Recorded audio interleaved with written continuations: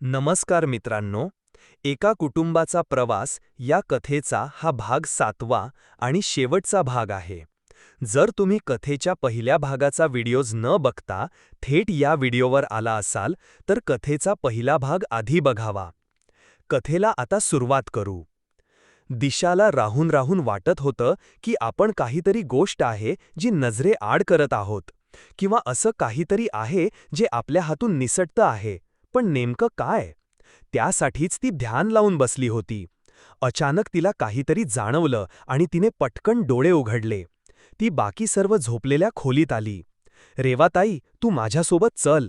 समीर व शकुंतला मावशी नीतीकडे पूर्णपणे लक्ष द्या.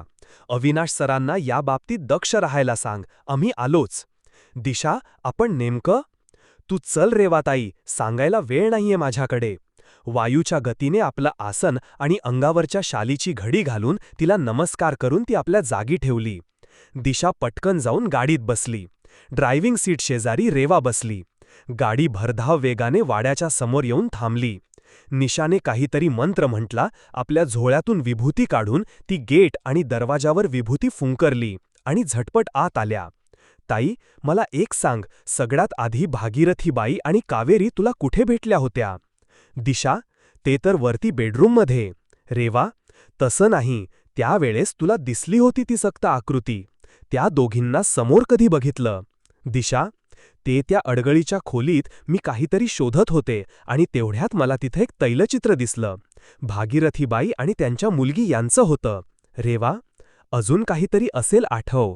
दिशा, हो, त्या चित्रात भागीरथीबाईंचे यजमान होते, पण त्यांचं चित्र जरासं पुसट झाल्यासारखं होत. रेवा, चल पटकन, ते चित्र तू कुठे ठेवलं? दिशा, मी ते चित्र त्याच खोलीत पुन्हा ठेवलेलं आहे. रेवा. रेवाचा हात धरून जवळपास तिला ओढतच दिशा खोलीकडे घेऊन गेली. तीच कृती पुन्हा एकदा झाली. विभूती दारावर फुंकरली गेली. दोघीजणी आत गेल्या. दिवा असण्याचा प्रश्नच नव्हता. दिशाने खिडकी उघडली. स्वच्छ सूर्यप्रकाश आता आला. शोध पटकन ते चित्र. दोघी मिळून ते चित्र शोधू लागल्या. थोड्याच वेळात शोधाशोध केल्यानंतर त्या भल्या मोठ्या अडगळीच्या खोलीत चित्र सापडलं. दिशा, हे बघ, हेच ते चित्र. बघितल्यानंतर मला भागीरथीबाई आणि कावेरी दिसल्या होत्या. रेवा, चल आता पटकन. दिशाने ते चित्र हातात घेतलं आणि दोघेही वाड्याच्या बाहेर पडल्या. झुंबरावर ते लाल भडक चमकणारे डोळे आज मात्र नव्हते. मंदिरात आल्यावर ते चित्र एका बाजूला ठेवलं. त्यावर काही मंत्र पुटपुटत विभूती आणि सप्तनग्यांचा पाणी शिंपडलं. त्या चित्राला नमस्कार करून दिशाने ते चित्र हातात घेतलं. मागून पुढून व्यवस्थित पाहिल्यानंतर तिच्या लक्षात आलं की ते चित्र पाठीमागच्या बाजूने हे जरा जास्तच जाड वाटत होतं. तिने पटकन मागच्या बाजूचा कागद फाडायला सुरुवात केली. एखाद्या लहान चपट्या खोक्याप्रमाणे जागा होती. त्यात काही कागद ठेवलेले होते. हे बघा, हेच ते जे मी शोधत होते, ती आनंदाने म्हणाली. आठवतंय तुम्हाला? भागीरथीबाई नेहमी म्हणत होत्या, मी तुमची मदत करू शकते, पण मला मर्यादा आहेत. ते सांकेतिक शब्द होते जे उशिरा का होईना आपल्याला कळले. जर त्यांनी उघडपणे या चित्रांबद्दल आपल्याला सांगितलं असतं तर नक्कीच त्यांना काहीतरी त्रास झाला असता. म्हणून हे चित्र ताईने हातात घेतल्याबरोबर त्या दोघी दिसल्या. हा या सर्वातून सुटकेचा मार्ग आहे, जो साक्षात श्री दत्तप्रभूंनी आपल्याला दाखवला. चला, आता घाई करायला हवी. आज खूप मोठं युद्ध पार पाडायचं आहे आपल्याला. दिशा, तोच रेवा ओरडली. नीती कुठे आहे? तिच्या या वाक्याबरोबर सगळेच उठून उभे राहिले. इथेच तर होती आत्ता, असेल बाहेर वगैरे, असं म्हणून अविनाश व समीर बाहेर पळत गेले. शकुंतला मावशी, रेवा आणि दिशा आत शोधू लागल्या. रेवा तर रडतच होती. 1 तासभर सगळीकडे शोध घेतल्यावर हे ती कुठेच सापडली नाही. रेवा दोन्ही हाताने आपल्या डोकं गच्च धरून खाली बसली होती. अविनाशनी तिला पाणी दिलं. नकोय मला पाणी. अरे, लक्ष कुठे होतं तुमचं? 1 सोडून 3 माणसं होतात ना तुम्ही इथे. तरीही कुठे गेली ती? तिच्या जीवाला किती मोठा धोका आहे माहिती आहे ना तुम्हाला? मला तर असं वाटतं आपण अजून वेळ घालवायला नको. नीती नक्कीच वाड्यात आहे. चला घाई करा, वाड्यात निघायचं आहे. दोन्ही गाड्या सोबत घ्या. आणि हो, तिथे गेल्यानंतर सर्वजण फक्त माझ्या आणि माझ्याच सूचनांचं पालन करतील. खरं तर दिशालाही या तिघांचा खूप राग आला होता, पण ही वेळ चिडचिड करण्याची नाही, तर धैर्याने आलेल्या परिस्थितीला सामोरे जाण्याची होती. नीतीला नक्कीच बोलावलं गेलं होतं त्या वाड्यात. अगदी सहज शक्य होतं त्यांना. ते नक्कीच मंदिराच्या परिसरातून खाली कुठेतरी गेली असणार. सगळ्यांचे लक्ष चुकवून असा विचार दिशाच्या डोक्यात सतत सुरू होता. सर्वजण घाईत वाड्याकडे निघाले. दिशा त्या कागदांच्या गुंडाळ्या करून आपल्या त्या झोळ्यात टाकायला विसरली नाही. जाण्याआधी सर्वांनी देवाला हात जोडले. रेवा सतत आपल्या मुलीच्या सुरक्षेचे प्रार्थना करत होती. तिघांनाही खूप अपराधी असल्यासारखं वाटत होतं. गावकरी येऊन बाहेर थांबले होते. त्या सर्वांनी यांना आशीर्वाद दिले. निघताना मंदिराच्या पुजाऱ्यांनी सर्वांचं औक्षण केलं. दत्तप्रभूच्या पायावरचं कुंकू कपाळवर लावलं. हे तुमचं रक्षण करेल, शुभम भवतु, यशस्वी भव. चला, दिशा स्पष्ट आवाजात म्हणाली. सर्वजण तिच्या मागोमाग गाडीत जाऊन बसले. वाडा येईपर्यंत कोणीही कुणाशी एक शब्दही बोलला नाही. वाड्याच्या कुंपणाच्या आत गाड्या घेण्यास सांगण्यात आलं. प्रवेशद्वारावर होमाची रक्षा टाकण्यात आली. तोच रेवाचं लक्ष मोडक्या तुळशीवृंदावनाकडे गेलं. दिशा, ते बघ तिकडे, नीतीच्या हातातले आणि गळ्यातले अभिमंत्रित धागे. आता मात्र तिचा धीर सुटत चालला होता, कारण ते अभिमंत्रित धागे नीतीचं रक्षाकवच होतं. तुम्ही घाबरू नका, काही होणार नाही तिला, कारण चंद्रग्रहणाच्या आधी नीतीसोबत ते काहीही करू शकत नाही आणि त्याच्या आतच आपण त्यांना रोखणार आहोत. दिशा? सर्वजण आता हॉलमध्ये आले होते. तिथे दिशाने पूजेच्या वेळी ज्या कुंकवाने रिंगण आखलं होतं तसंच पण एक मोठा रिंगण आखलं. त्याच्या आत मंडल केलं गेलं, त्या होमाच्या हळदीने. त्यात विटा ठेवून छोटासा होम तयार केला गेला. हे सगळं काही करत असताना दिशा सतत तोंडाने मंत्र पुटपुटत होती. एका बाटलीतून तिने गोमूत्र घेऊन सगळीकडे शिंपडलं. संध्याकाळचे 5 वाजायला आले होते. प्रत्येकाचा जीव घाबरा होत होता. सर्व मांडणी झाल्यानंतर दिशा सगळ्यांना घेऊन स्वयंपाकघरात आली. तिने त्या कोपऱ्यात हात दाबला, पण आज तो दगड सरकला नाही. थोड्या वेळासाठी का होईना, पण तीही घाबरली. तिने पुन्हा पुन्हा तिथे हात दाबून बघितला, पण काही केल्या तो चौकोनी दगड तिथून सरकत नव्हता. अविनाश आणि समीरने आपल्या बळाचा पुरेपूर वापर करत तो दगड ढकलायला सुरुवात केली, पण तो दगड तसूभरही हलला नाही. रेमा पुन्हा एकदा रडायला लागली. नीती नक्कीच त्या तळघरात होती. दिशा विचारात पडली होती. वेळ हातातून वाळूप्रमाणे निसटून जात होती. तोच भयंकर हसल्याचा आवाज तिच्या कानी पडला. समोर तर कोणीही दिसत नव्हतं. म्हटलं होतं तुला, सहज देऊ दे माझा बळी, मला पण ऐकलं नाहीस बघा. तुम्हा सर्वांच्या डोळ्यादेखत आणलं नाही माझं सावध इथे. काय करशील? हा हा हा हा. रखरखत्या आवाजात भुजंग गरजत होता. काहीतरी आठवल्याने दिशाने पटकन ते कागद बाहेर काढले. त्यावर सुरुवातीचे ओळ होती, कार्यरंभी विनंती करू गौरीनंदना. दिशाने पटकन सगळ्यांना आपला उजवा हात त्या चौकोनी दगडावर ठेवायला सांगितला आणि मोठ्या आवाजात, वक्रतुंड महाकाय सूर्यकोटी समप्रभ निर्विघ्नं कुरु मे देव सर्व कार्येषु सर्वदा म्हणायला सुरुवात केली. तिच्या मागोमाग थरथरत्या आवाजात सगळेच त्या मंत्राचे पठण करू लागले.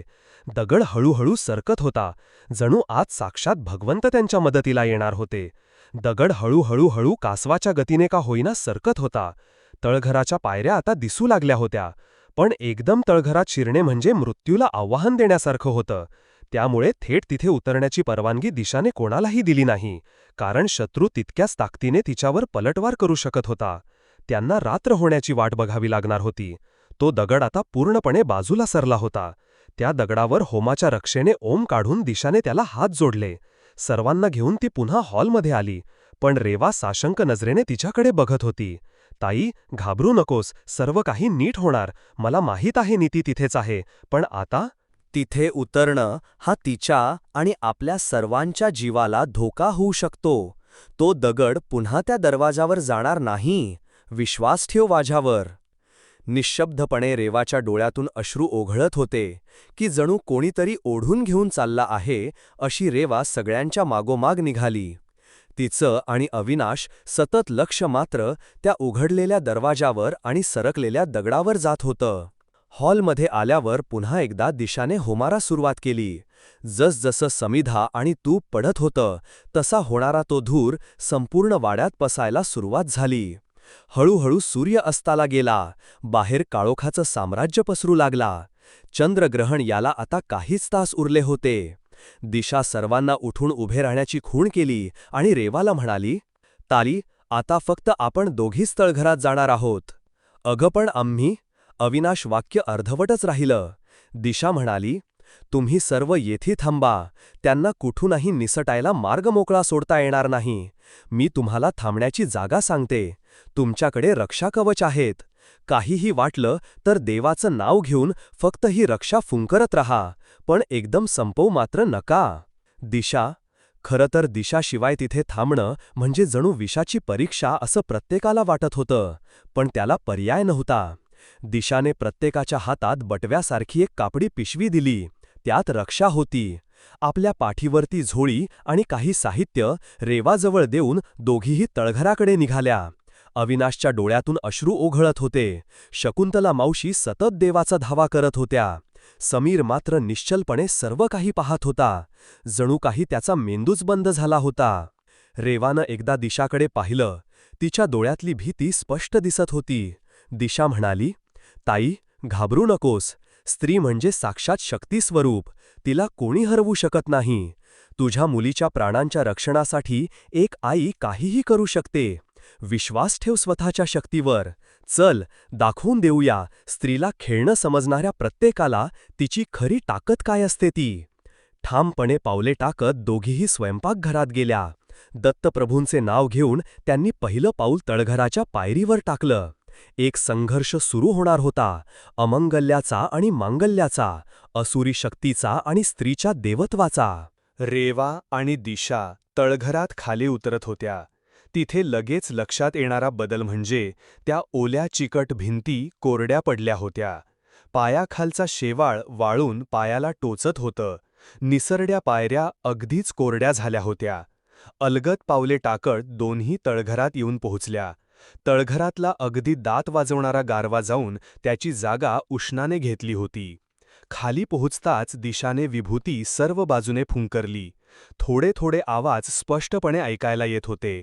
आजूबाजूला कोणी सरपटत होतं, खुरडत चालत आहे असं जाणवत होतं. कुचकट हास्य तर कधी मदतीसाठी याचना करणारा दबका आवाज दोघींनाही जाणवत होता. दिशा वेगानं पुढे गेली. आपल्या झोळ्यातील भद्रिका मुळींच्या माळा काढून तिने त्या छोट्याशा खोलीच्या दारावर तोरणाप्रमाणे लावली.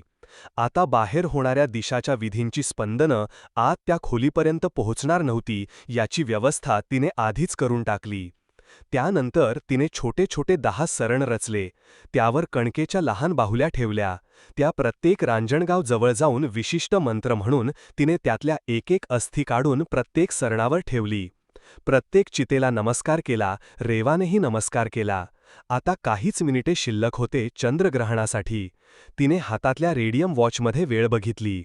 आता वेळ होती ती प्रत्यक्ष सामना करण्याची. तिने रेवाच्या हातात एक जळता पलिता दिला. तिला नेमकं काय करायचं आहे ते हळूवार आवाजात समजावून सांगितलं. आता ती त्या खोलीच्या दाराबाहेर उभी होती. तिने हात जोडले. मनातल्या मनात आपल्या कुलस्वामिनीचा, दत्तप्रभूचे आणि शक्तीची देवता हनुमानाची प्रार्थना केली. सगळ्यांकडून मदत मागितली आणि एक जोरदार प्रहार त्या दरवाजावर आपल्या पायाने केला. जय बजरंगबली. काट डडडकाट करून तो दरवाजा मोडून पडला. त्या लहानशा खोलीत समोर एक भला मोठा होम पेटला होता. त्यातला अग्नी नक्कीच पवित्र नव्हता. भुजंग त्या समोर बसून त्यात वेगवेगळ्या वनस्पती टाकत होता. त्यामुळे एक उग्र वास असलेला काळा धूर तिथे कोंडला होता. नैवेद्य म्हणून ठेवलेल्या मांसातून रक्त टपटपत होतं. नीतीला एका कोपऱ्यात तोंडाला पट्टी आणि हातपाय बांधून बसवलं होतं. तिच्या कपाळावर कुंकुवाचा मळवट भरला गेला होता. गळ्यात जंगली फुलांच्या माळा घातल्या होत्या.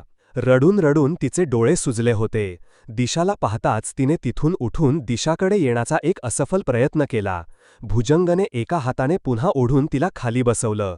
त्याच्या उजव्या हाताला एक धारदार भली मोठी तलवार तळपत होती. तिला रक्ताचा टिळा लावून पूजा केलेली दिसत होती. काळे तीळ, काळी हळद, लहान लहान कवट्या आणि एका वाडग्यात रक्त असा अघोरी पूजेचा सगळा सरंजाम तिथे होता. अतिशय स्पष्ट आणि कर्कश आवाजात भुजंग मंत्रपठण करत होता. हस्तक नेहमीप्रमाणेच आपल्या विद्रूप अवतारात तोंडातून तो घाणेरड्या वासाचा द्रव टपकवत आपल्या मालकाशेजारी 4 पायांवर उभा होता. दरवाजा मोडल्याबरोबर दोघंही डोळ्यात रक्त भरल्याप्रमाणे तिच्याकडे वळून बघत होते, पण त्यांच्या या नजरेला घाबरणाऱ्यातली दिशा नव्हती. हस्त क क क क एक मोठा आवाज भुजंगने हस्तकला दिला. जणू तो या आज्ञेची वाटच बघत होता. तो दिशावर झेपावला. दिशा अजूनही दारातच उभी होती. त्याची ती वळवळणारी काळी दुभंगलेली टोकदार यांची जीभ बाहेर काढून तो दिशावर धावून आला. दिशाने पहिल्याच फटक्यात त्याचे पुढचे दोन्ही हात घट्ट धरून मंत्र उच्चारण सुरू केले. हस्तक आणि दिशा दोघंही आपली पुरेपूर ताकद लावत होते. झटापट सुरू झाली होती. रेवा उभ्या जागीच थिजल्याप्रमाणे मान वळून हे सगळं काही बघत होती. हस्तकाची टोचरी त्वचा, त्याची टोकदार नखं दिशाला जागोजागी जखमी करत होती. दिशा ही आपल्या पूर्ण शक्तीने प्रतिकार करत होती. तिकडे भुजंगाचा मंत्रघोष अगदी टिपेला जाऊन पोहोचला होता. नीती जीवाच्या आकांताने रडत होती, सुटण्यासाठी धडपड करत होती. हस्तकने आपला एक हात दिशाच्या गळ्यावर दाबला. या गोष्टीची जणू दिशा वाटच बघत होती. दिशा गिरकी घेऊन मागे वळली. आता तिची पाठ त्या खोलीकडे होती. तिने दत्तप्रभूंचं नाव अगदी जोरात घेऊन एक ठोसा हस्तकाच्या डोळ्यावर मारला आणि हस्तकाचा हात तिच्या गळ्यावर वर सरकला. दिशाच्या गळ्यात असलेल्या पण टी शर्टच्या आत लपलेल्या त्या रुद्राक्षाच्या माळेवर हस्तकाचा हात लागल्याबरोबर तो मोठमोठ्याने ओरडू लागला. हात सोडण्याचा प्रयत्न करू लागला, पण दुसऱ्या हातानं तो हात त्या रुद्राक्ष माळेवर दिशाने दाबून धरला. हस्तक तडफडत होता, चिरक्या आवाजात आपल्या मालकाला हाका मारत होता. पण भुजंगाला एकही क्षण घालवायचा नव्हता, कारण चंद्र आता त्याच्या डोक्यावरच्या झरोक्यात पूर्णपणे आला होता. त्याच्या पाठीमागच्या प्रत्येक आरशात आता चंद्राचं प्रतिबिंब दिसत होतं. दिशानं एक हात तसाच दाबून धरत दुसऱ्या हातानं ती रुद्राक्षाची माळ गळ्यातून सोडवली. हस्तकाची शक्ती क्षीण होत चालली होती. तिने ती माळ काढून आपल्या दोन्ही हाताने त्याच्या त्या सडलेल्या गळ्याभोवती करकचून गुंडाळली. आता तर त्याचा आवाजही बाहेर निघत नव्हता. तो जमिनीवर पडून कडफडू लागला. दिशानं आपल्या झोळीतून होमाची रक्षा अगदी विद्युत वेगाने काढली आणि त्याच्या उघडलेल्या तोंडामध्ये ओतली. हस्तकाचे डोळे आता उलटे झाले होते. तो गळ्यातून चित्रविचित्र आवाज काढत होता. दिशा त्याच्या छातीवर पाय ठेवून मोठमोठ्यानं मंत्र म्हणत होती. त्या क्षणी जर कुणी तिला पाहिलं असतं तर ती साक्षात महिषासुरमर्दिनी भासली असती, असा तिचा रुद्र अवतार होता. त्यात पाठोपाठ तिरप्या अडकवलेल्या त्या झोळ्यातून तिने अभिमंत्रित धागे बांधलेला चकचकीत पातं असलेला सुरा बाहेर काढला. हस्तकाच्या छातीत तो सुरा तिने त्वेषाने खुपसावला. काळपट रक्ताच्या चिडकांड्या सगळीकडे उडाल्या. भुजंग आपल्या अर्धवट उघड्या डोळ्यांनी पाहत होता, पण आपल्या स्वार्थात तो इतका अंधाळा झाला होता, ही स्वतःच्या सहकार्याला वाचवण्याचंही भान त्याला राहिलं नव्हतं. हळूहळू हस्तकाची तडपडही बंद झाली. त्याचे डोळे पूर्णपणे मिटले गेले. त्याच्या त्या अभद्र शरीराचा एक एक भाग आता राखेत परावर्तित होत होता. आता ती त्या खोलीच्या दरवाजात येऊन उभी राहिली, पण जणू एखादी अदृश्य भिंत असावी, त्यामुळे ती आत जाऊ शकत नव्हती. दिशाने बराच जोर लावून पाहिला, पण काही केल्या ती आत पाऊल टाकू शकत नव्हती. आपल्या मंत्रघोषात मग्न असलेला भुजंग मात्र मोठ्यानं हसत होता. दिशाने डोळे बंद केले. मनातल्या मनात ती दत्तप्रभूंच्या धावा करू लागली आणि तिने फोटोच्या आत सापडलेला एक एक कागद डोळ्यासमोर आणू लागली. हे कवच फोडून आता कस्तरी आत जाणं, तेही लवकरात लवकर खूप गरजेचं होतं, कारण चंद्रग्रहणाच्या स्पर्शाला आता काही क्षणातच सुरुवात होणार होती आणि त्या चंद्रग्रहणाच्या मोक्षाच्या अंतिम क्षणाला भुजंग नीतीचा बळी देणार होता. भुजंगाच्या मागच्या प्रत्येक आरशात तो चंद्र स्पष्ट दिसत होता. अचानक काहीतरी आठवण याप्रमाणे दिशाने डोळे उघडले. तिच्या चेहऱ्यावर एक मंद स्मित उमटलं. जय जय श्री गुरुदेव दत्त, असं मोठ्याने म्हणत तिनं आपलं कपाळ त्या अदृश्य दरवाजाला टेकवलं. तिच्या कपाळावर असलेल्या दत्तप्रभूंच्या पायावरच्या कुंकुवाच्या ओल्या गंधाचा स्पर्श होताच जणू एखादी भली मोठी दगडाची भिंत कोसळावी असं ते कवच काड काड आवाज करत मोडून पडलं. त्यावेळी संपूर्ण वाड्याला जणू भूकंपाचे हादरे बसत होते. इकडे वाड्यात वर उभे असलेले तिघे जण आपापल्या परीने भुजंगाने गुलाम करून ठेवलेल्या त्या आत्म्याची झगडण्याचा प्रयत्न करत होते. काही अतिशय हिंस्र आत्मे क्षणाक्षणाला त्यांच्यावर धावून जात होते, पण दिशाने दिलेली रक्षा चिमूट चिमूट अगदी जपून वापरत त्यांचा कडवा प्रतिकार सुरू होता. युद्ध दोन्हीकडेही सुरू झालं होतं, तळघराच्या आतही आणि तळघराच्या बाहेरही. मला एकदा दिशा भुजंगाच्या समोर दोन्ही हात कमरेवर ठेवून उभी होती. चंद्राला स्पर्श झाला होता. आजूबाजूच्या आरशांमध्ये ते आता स्पष्ट दिसत होतं. नीती जमिनीवर पडून सुटका करून घेण्याचा केविलवाना प्रयत्न करत होती. त्याने दिशाकडे पाहून मातली राख तिच्या शरीरावर फेकली. जळत्या निखाऱ्यावर काही कण अंगावर पडल्यासारखी आग तिच्या शरीराला सुरू झाली, पण दुसऱ्याच क्षणाला तिने स्वतःला सावरलं. आपल्या झोळीतून रक्षा काढून तिने भुजंगाच्या शरीरावर फेकली, पण काहीतरी मामुलीसा परिणाम त्यांच्यावर झालेला दिसला. दिशा पुढे सरसावली होती. भुजंग उठून उभा राहिला. त्याने आपले दोन्ही हात वर त्याच्या डोक्याच्या दिशेनं करून अगम्य भाषेत मंत्र उच्चार सुरू केले. दिशा त्या होमाच्या दिशेने झेपावली. अनेक अपवित्र आत्मे तिला तिथून दूर हटवण्यासाठी प्रयत्न करत होते. प्रत्येकाचा प्रतिकार करून त्यांना दूर लोटत दिशा भुजंगाच्या दिशेने जाण्यासाठी पाऊल पाऊल पुढे सरकत होती. चंद्र थोडा थोडा करून झाकला जात होता. आता चंद्राची फक्त एक उभटकोर आभाळात शिल्लक होतील. भुजंगाचा मंत्र उच्चार टिपेला पोहोचला होता. शरीरावर अनेक जखमा करत ते आत्मे तिला रोखून धरत होते. तिचे हात जणू कुणीतरी पिळून काढत होतं. त्यामुळे तिचे हात झोळ्यापर्यंत पोहोचण्यास असमर्थ झाले होते. चंद्राचा अगदी काहीच भाग शिल्लक होता. तो अर्धवट प्रकाश आरशात एकवटत होता आणि सर्व आरशांमधून परावर्तित होऊन होमावर पडत होता.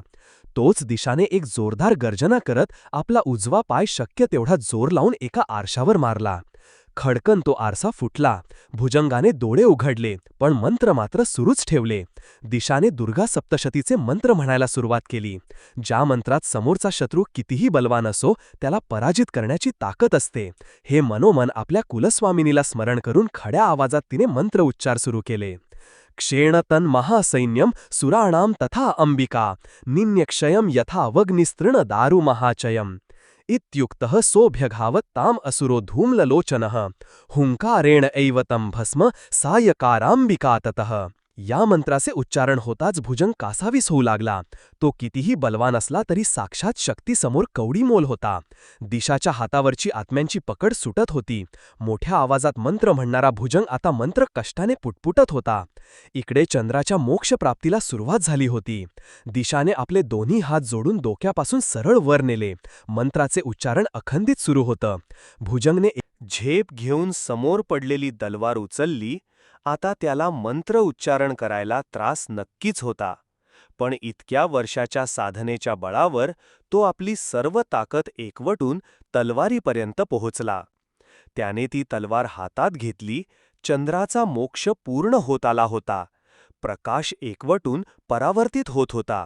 दिशाने पुन्हा एक जोरदार लात मारून 2 आरशांचा चुरा केला. किरणांचा काही भाग जणू कापल्यासारखा झाला. आता मात्र भुजंग चवताळला होता. त्याने ती तलवार उचलली. दिशा अजूनही तिथे उभे राहूनच मंत्रोच्चार करत होती, कारण तिला आधी चंद्राची एकवटणारी किरणं कमी करायची होती. प्रत्येक आरशाचा फुटण्यासरशी तो चवताळत होता. आता त्याने नीतीला केस धरून ओढायला सुरुवात केली. तो लहानसा जीव कळवळत होता. भुजंगाने तिला त्या अग्नीच्या समोर बळी देण्याच्या वेदीवर ठेवलं. एक अगम्य भाषेतला सैतानाला नैवेद्य देण्यासाठीचा मंत्र उच्चारला. तलवार खाली आली. नीतीच्या मानेवर तलवारीचं लखलखत पातं टेकलं. रक्ताचा टिपू सुमटला. दिशा मोठ्याने ओरडली, "रेवाताई, चितेना अग्नी दे."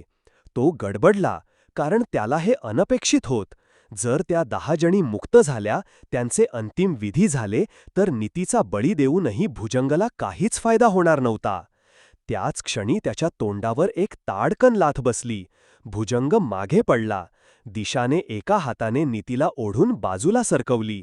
भुजंगाच्या अगदी मागे असलेला आरसा फुटला होता. चंद्राचा एकही किरण त्या होमात पडत नव्हता. दिशाने आता त्याच्या गळ्यावर पाय दाबला होता. ओम कात्यायन्यै नमः, ओम कात्यायन्यै नमः, ओम कात्यायन्यै नमः. देवीच्या या शत्रुनाशक मंत्राचा जप सुरू झाला. क्षणाक्षणाला भुजंगाचा चेहऱ्यावरची अस्वस्थता वाढत होती. आपल्या शक्तीची गुर्मी असलेला, इतकी वर्ष अनेक बळी देऊन सिद्धी प्राप्त केलेला भुजंग या एका मंत्राने जणू शक्तिजीन होऊन जमिनीवर पडला होता. दिशाने त्याच्या त्या भल्या मोठ्या जटा दोन्ही हाताने धरल्या.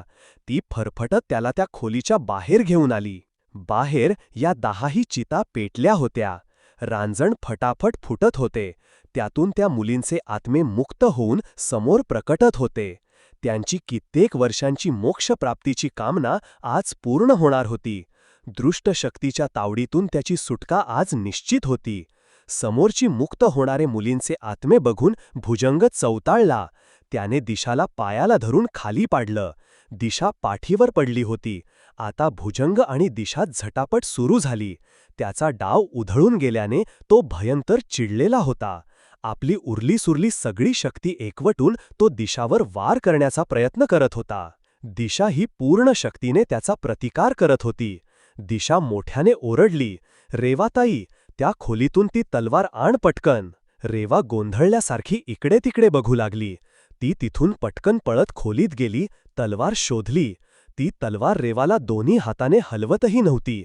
तिने कशीबशी उचलून ती तलवार बाहेर आणली. कर वार या दृष्ट नराधमावर, वर कर संहार ह्या दृष्ट राक्षसाचा. दिशा जीवाच्या आकांताने प्रतिकार करत ओरडत होती. रेवाच्या हातापायांना कंप सुटला. ती तलवार आधीच तिला पेलवत नव्हती. आता ती धरून वार करणं म्हणजे मोठ्या कष्टाचं काम होतं तिच्यासाठी. तोच एका कोपऱ्यातून हे सगळं काही बघणाऱ्या भागीरथीबाईंनी रेवाच्या शरीरात प्रवेश केला. 100 हत्तींचे बळ आता तिच्या शरीरात संचारलं होतं. तिने ती तलवार उचलली. "आ आ आ, जय भवानी" असा जयघोष करत तलवार वेगाने खाली आली. चकचकीत पातं भुजंगाच्या गळ्या आरपार गेलं. भुजंगाची क्षीण आवाजातली किंकाळी तळघरात घुमली आणि काळ्या रक्ताच्या चिळकांड्या संपूर्ण तळघरात उडाल्या. संपूर्ण वाडा हदरत होता. वर हॉलमध्ये शकुंतला मावशी, अविनाश आणि समीर एकमेकांना घट्ट धरून उभे होते. खाली नेमकं काय सुरू आहे याची किंचितही कल्पना त्यांना नव्हती, पण या तिघींच्या सुखरूप परत येण्याची ते वाट बघत होते. रेवा थांगत नव्हती. अधिकाधिक त्वेषाने ती तलवार वर खाली होत भुजंगाच्या शरीरावर चालत होती. जणू आपल्या इतक्या वर्षाचा सुडाचा राग भागीरथीबाई त्या अभद्र शरीरावर वार करून काढत होत्या. दिशा सरकून एका बाजूला बसून फक्त बघत होती. तिला खूप धाप लागली होती. भागीरथीबाईंचा राग शांत झाला. रेवा धापा टाकत ती तलवार हातात घेऊन उभी होती. शेवटी एका क्षणी तिने ती तलवार बाजूला फेकली. भुजंगाच्या धडापासून त्याचं शीर वेगळं झालं होतं. आता त्या शरीराच्या ठिकाणी जख्खड म्हाताऱ्याचं सुरकुत्या पडलेलं शरीर पडलं होतं. भुजंग आपल्या खऱ्या आयुमानाच्या शरीरात आला होता. त्याच्या शरीरावर ठिकाणच्या जखमांमध्ये किडे वळवळत होते. अतिशय घाणेरडा वास तळघरात सुटला. दिशाने आपला झोळा शोधाला. त्यातून एक मूठ अभिमंत्रित कुंकू काढून त्या घाणेरड्या शरीरावर आणि मुंडक्यावर फेकलं. काळा धूर उठू लागला. भुजंगाच्या त्या नासक्या शरीराची हळूहळू राख होत होती. रेवाच्या शरीरातून भागीरथीबाईचा आत्मा बाहेर आला. ती धडाकन जमिनीवर कोसळली. काही क्षण श्वास घेतल्यावर तिने डोळे उघडले आणि दिशाला म्हणाली, "दिशा, माझी नीती कुठे आहे?" ती धडपडून उठली. दोघी जणी धावतच त्या खोलीकडे गेल्या. सर्व बाजूंना आरशाचे तुकडे पडले होते. होमाची आग कधीच विझली होती. सर्व सामान झटापटीत अस्त्यव्यस्त विखरून पडलं होतं. नीती कुठेही दिसत नव्हती. रेवा काळजाचा थरकाप उडाला. तोच भागीरथीबाई तिथे आल्या. त्यांनी तळघराच्या एका कोपऱ्यात कडे हात दाखवला.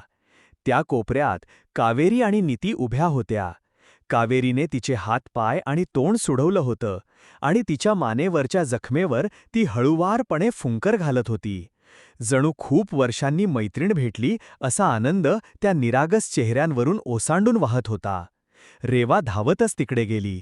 तिने नीती आणि कावेरी दोघींनाही मिठी मारली आणि आपल्या अश्रूंना वाट मोकळी करून दिली. कितीतरी वेळ तिघीही मायलेकी रडत होत्या.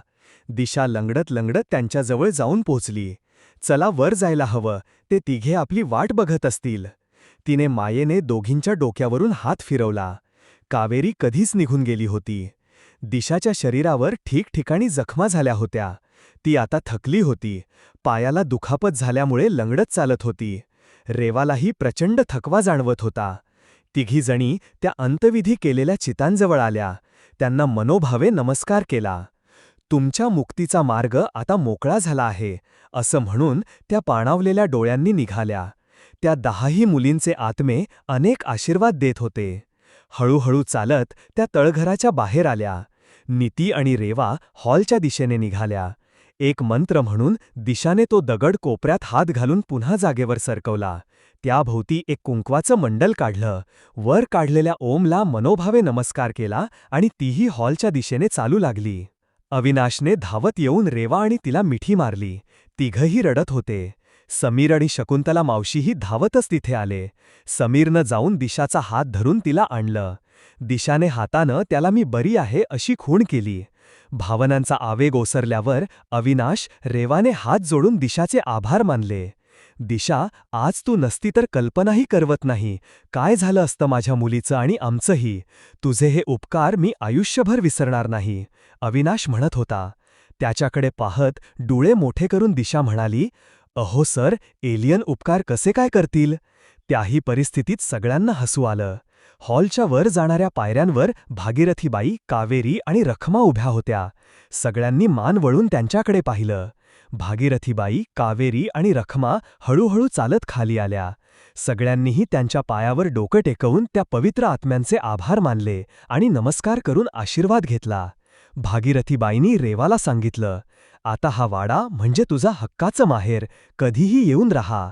रखमा शांत उभी होती. ताई, तुम्हाला खूप आधी सांगायला पाहिजे होतं.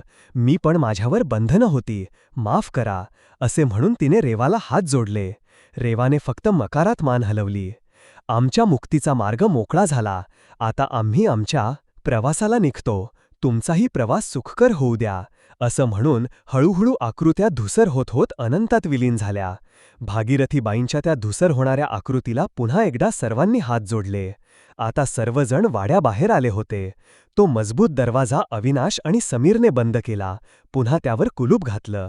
त्या कुलुपावर रक्षा आणि अभिमंत्रित कुंकू शिंपडलं. चावी पुन्हा तुळशी वृंदावनाच्या कोनाड्यात ठेवली. पहाट झाली होती आणि विशेष म्हणजे त्या वाड्याच्या झाडांवर पक्ष्यांचा चिवचिवाट सुरू होता. अतिशय आल्हाददायक पहाट. सर्वजण उभे राहून बघत होते. सूर्य आपली आभा आभाळात पसरवत होता. सोनेरी उजेड आसमंत व्यापून पृथ्वीवर झिरपत होता. सर्वजण गाडीत जाऊन बसले.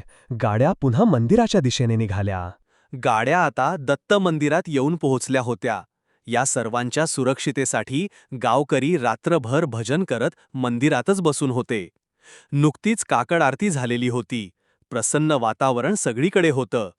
सर्वजण गाड्यांमधून खाली उतरले. त्यांना पाहताच सरपंच धावतच त्यांच्याजवळ आले. सुखरूप आहात ना सगळे? सरपंचांनी काळजीच्या स्वरात विचारले. अविनाश नुसतीच मान हलवली. खरं तर ते सर्वजण खूप जास्त थकले होते. दिशा आणि रेवाचा अस्ताव्यस्त अवतार पाहून काय समजायचं ते सर्वजण समजले. मंदिराच्या पाठीमागच्या बाजूला जाऊन सर्वांनी हातपाय धुतले, देवाचं दर्शन घेतलं, गावकऱ्यांना नमस्कार केला. सरपंचांनी आधी घरे जाऊन फ्रेश होण्याचा आग्रह केला. नाश्ता करून आपण पुन्हा दर्शनाला येऊया, असं सांगितलं. सर्वजण पुन्हा सरपंचांच्या घरी पोहोचले. सरपंच यांच्या घरातल्या सुवासिनींनी सर्वांचं औक्षण करून स्वागत केलं. सर्वांच्या स्नानाची सोय करण्यात आली. रेवा, नीती आणि दिशाला सरपंच घरातल्या महिलांनी उठण्याने आणि दुधाने न्हाऊ माखून घातलं. त्यांच्या गावातलं खूप मोठं संकट या दोघींमुळे टळलं होतं. गावातल्या डॉक्टरांनी दोघींच्या जखमांना मलमपट्टी केली, गोळ्या दिल्या. सर्वांचा शीण जणू नाहीसा झाला होता त्या आदरातिथ्याने. आज सरपंचाकडून संपूर्ण गावाला गोडाधोडाचे जेवण दिलं गेलं. निरनिराळ्या पदार्थांचा सगळीकडे घमघमट सुटला होता. सर्वांना पोटभर नाश्ता केला. दाराबाहेर मांडव घालण्यात आला. त्यांचं इतकं स्वागत पाहून सगळेच भारावून गेले होते. दिवसभर गावकऱ्यांना भेटण्यात आणि झालेला सगळा प्रकार सांगण्यात संपूर्ण दिवस गेला. गावकऱ्यांनी मनापासून दिशाचे आभार मानले. त्या दिवशी संध्याकाळची आरती रेवा आणि अविनाशच्या हाताने दत्त मंदिरात ठेवली. रात्री पुन्हा भजनाचा कार्यक्रम झाला. खूप दिवसानंतर त्या रात्री सगळ्यांना शांत झोप लागली. दुसऱ्या दिवशी भल्या पहाटेच दिशा उठली. वाड्याच्या बाजूने एक चक्कर मारून तिथे बराच वेळ राहून तिने निरीक्षण केलं. त्यानंतर ती पुन्हा सरपंचा यांच्या घरी आली. तोवर सगळेजण उठले होते, आवरूनही झालं होत. दिशाने सरपंचांना बोलवलं आणि त्या वाड्याच्या आवारात एखादं तुळजाभवानीचं मंदिर बांधायला सांगितलं. सरपंचांनी आणि संपूर्ण गावानेही आनंदाने त्यासाठी संमती दिली. पण मंदिराच्या प्राणप्रतिष्ठापनेला तुम्हाला मात्र नक्की यावं लागेल, असं सरपंचांनी सगळ्यांना आग्रहाचे निमंत्रण दिलं. दुपारचं जेवण घेऊन गावकऱ्यांचा निरोप घेऊन सर्वजण पुन्हा घराच्या दिशेने निघाले. हसत खेळत प्रवास पार पडला.